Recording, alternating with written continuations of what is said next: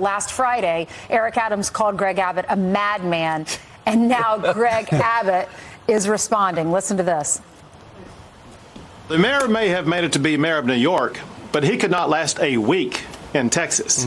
They have so few migrants in New York compared to what we deal with every single day, Jesse.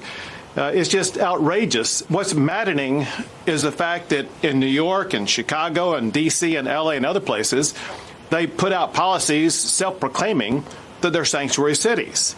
And they love to promote these liberal ideologies until they have to actually live up and apply them. It's clear that the policies of sanctuary cities and letting everybody live for free simply do not work. This is a day of reckoning for all of the United States, realizing that the liberal policies of open borders will not work in this country. The NYPD, in an effort, these liberal cities, in an effort to separate the ICE from the police force and allow people, illegal immigrants, to live amongst themselves, they came up with this sanctuary city idea. The sanctuary city idea, no one ever viewed this happening, where 100,000 people come and demand all types of services, and you have to give them that because of your right to shelter and because of your sanctuary policies. And because of that, you're complaining to the governor of Texas, who, by the way, has sent maybe a total of 20,000. We got over 100,000 here. Yeah, nothing. He's barely made an impact. Nothing compared to, as we talked about yesterday, the flood of illegals that have come via middle-of-the-night flights, courtesy of DHS. He won't talk. He said a peep about what's happening at the border, but really nothing. And now sources are saying that the NYPD is expecting a flood of retirements because overtime pay is being slashed in order to deal with overrun illegal costs. And it's pensionable. Can you imagine that? And it's yeah, exactly. Well, people, wherever you go in the United States, like we went to the diner on Friday, and people are so worried about this country, you know. But we're talking about, when does the pendulum swing back the other way? Because he's absolutely right. Greg Abbott's talking about how these progressives, these liberals, they think it's a great idea to have a sanctuary city because that sounds so inclusive. Let's include everybody. Let's bring everybody to America. Let's give everyone the American dream without paying taxes. We'll pay their way. We'll give them everything. And then when it actually, the rubber meets the road, then they freak out. They're like, we can't pay for this. We can't do it when the sanctuary city actually happens.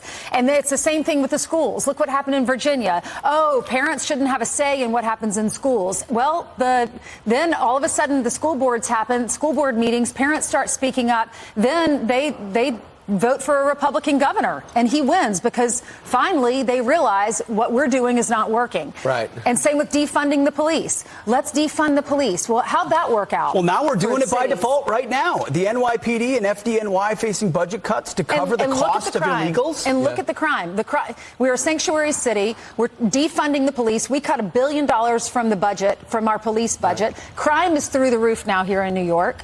It looks like it used to. So former Congressman and former gubernatorial candidate Lee Zeldin talked about the impact it's having on New York, and I'm talking about illegal immigration. Watch. Put rhetoric aside and actually look at the impact of the policy.